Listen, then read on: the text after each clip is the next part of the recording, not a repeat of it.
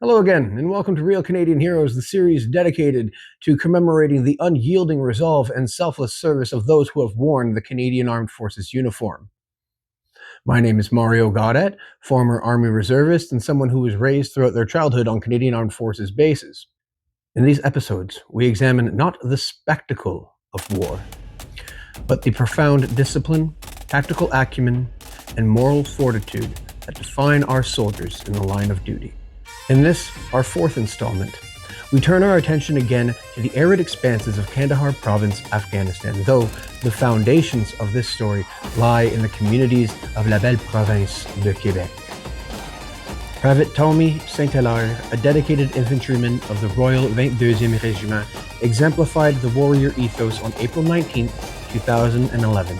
Amid ferocious Taliban ambush, he exposed himself to the withering enemy fire to rescue an Afghan father and his young son, civilians ensnared in the chaos of combat. For this act of extraordinary courage, Private St-Hilaire was awarded the Star of Military Valor, the second highest military decoration in Canada. Yet, as he himself attests, such recognition does not belong to one man. It belongs to the unbreakable bond of his platoon. Join me as we trace Private St-Hilaire's journey from the playing fields of his youth to the rooftops of Panjwai, a testament to preparation, precision, and an imperative to protect the innocent. Taumy St-Hilaire was born near the vast pristine waters of Lac Saint-Jean in Quebec, a region that instills in its people a profound sense of endurance and community.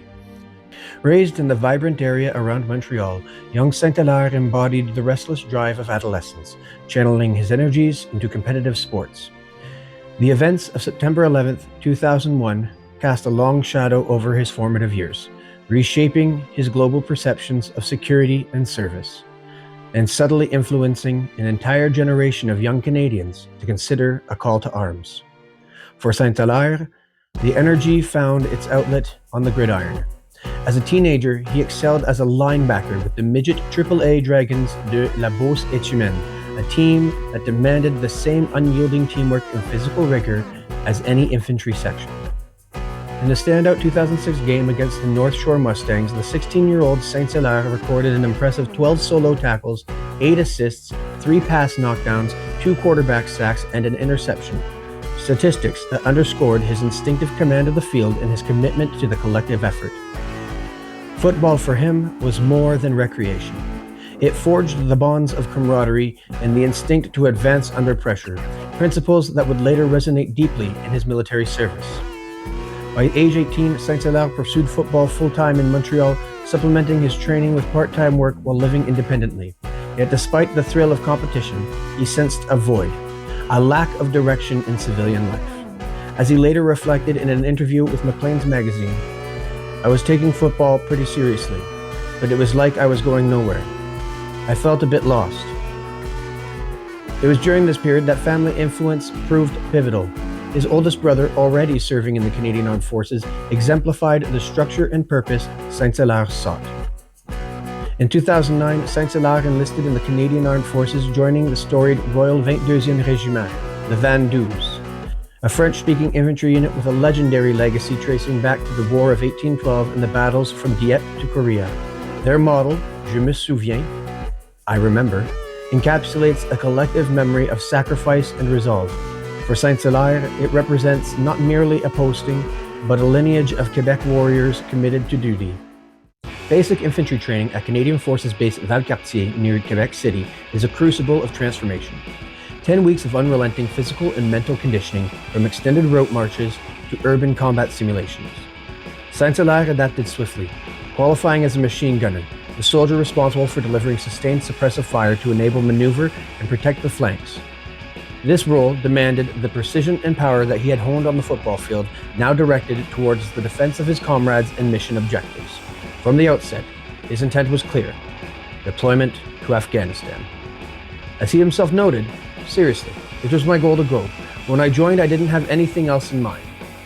Fortune aligned when the 1st Battalion, Royal 22e Régiment, prepared for rotation. In November 2010, Private St-Hilaire arrived at Kandahar Airfield for his inaugural operation tour. a 5-month commitment in the Taliban operational stronghold. Kandahar Airfield, a multinational hub accommodating some 30,000 personnel from all allied nations, served as the launch point for Task Force Kandahar. For newcomers like St-Hilaire, the initial weeks were marked by rigorous adaptation training, familiarization with the operational environment, equipment checks, and cultural briefings. Veterans from prior rotations provided mentorship, sharing hard-won lessons on improved explosive device detection, ambush countermeasures, and the relentless Afghan summer heat. The corporals took us by the hand, St-Hilaire recalls. We ate together, hit the gym, and prepped our kits. They were like big brothers. Christmas 2010, far from home, tested their resolve. Yet the platoon's cohesion, forged in shared meals and briefings, sustained them. Their mandate was multifaceted. Partner with Afghan National Army units to secure villages, interdict insurgent supply lines, and safeguard reconstruction efforts, all while distinguishing combatants from civilians in a complex battle space.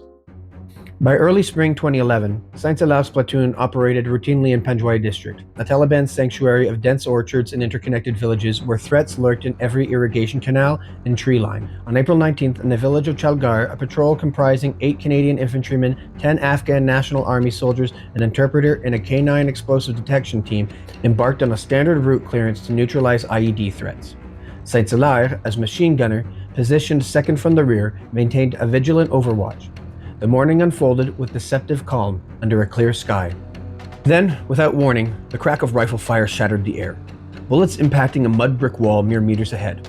The lead sentry's alert, contact front, propelled the formation into immediate action.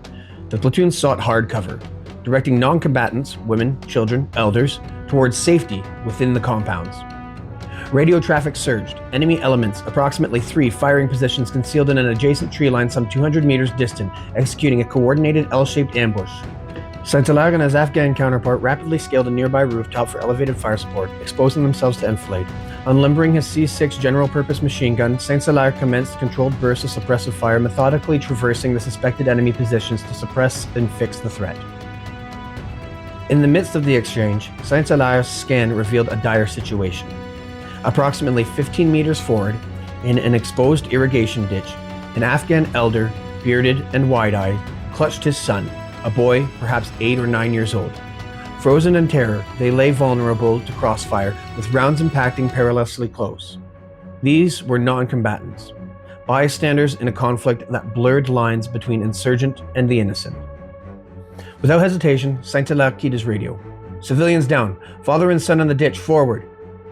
His platoon responded instantaneously, redirecting a torrent of covering fire to shield the extraction. Dismounting the rooftop in one fluid bound, St-Hilaire sprinted across the ground, boots pounding the sun-baked earth as bullets snapped overhead, one shearing the fabric near his arm. Reaching the ditch, he seized the boy's arm with firm command. "With me, now," he said. The child, propelled by survival instinct, scrambled upright, and the father followed, propelled by desperate trust. Shielding them with his body, St-Hilaire navigated the gauntlet, zigzagging through the kill zone, every stride a calculated risk against the enemy's volume of fire. Within seconds that stretched like eternity, they breached the road and linked up with the K-9 handlers positioned behind a protective wall. "Secure, get them inside," St-Hilaire directed, before remounting the rooftop to resume his fire mission as if the interlude had never occurred. The entire rescue spanned less than 1 minute. Sustained platoon fire compelled the insurgents to break contact and withdraw. The patrol consolidated with no Canadian casualties. 2 civilian lives were preserved through decisive action. Sergeant Pierre Garand, positioned nearby, bore witness, later corroborating the events in his official submissions. Returning to the operating base that evening, Private St-Hilaire debriefed and retired without fanfare. "It was a team effort," he emphasized. "Anybody in the group would have done the same." Command thought otherwise. On November 15th, 2012, at Rideau Hall, His Excellency, the Right Honourable David Johnston, Governor-General and Commander-in-Chief, invested Private St-Hilaire with the Star of Military Valor. The official citation attests, Private St-Hilaire demonstrated exceptional courage, risking his life to rescue 2 Afghan civilians under intense enemy fire. As one of only 18 recipients to date, the award underscores not individual glory, but the ethos of the Canadian soldier. St-Hilaire remains characteristically modest. "At the end of the day, I'm just glad I could help someone," he told Maclean's. He views the honor as collective, and if he could, he'd give a piece of it to everyone. This parallels his football days. Teamwork is the cornerstone of success. By the time of his investiture, St-Hilaire welcomed a son, then just 12 weeks old, prompting deeper reflection on the separations of service. Contemplating his sergeant's 4 children left behind, he admitted, "I think about leaving now and it freaks me out a little." For his own child, his aspirations are simple. He just wants them to be happy and do what they love. A soldier for life, St-Hilaire continues to serve, embodying the VanDoos' enduring creed. Taumy St-Hilaire, from the linebacker's charge to the machine gunner's rooftop vigil, personifies the Canadian military tradition. Disciplined response in crisis, unwavering protection of the vulnerable, and commitment to the mission amid ambiguity. In Panjwai's unforgiving theater, where insurgents exploited civilian proximity, his actions reaffirmed our force's mandate to secure, to stabilize, and to safeguard civilian life above all. This concludes episode 4 of Real Canadian Heroes. If you found this video worthwhile, or if St-Hilaire's example inspires you, please go ahead and click the subscribe button, select the bell icon to get all notifications about new episodes. And for all the sacrifices that our service members have made, lest we forget. Have a good one, eh?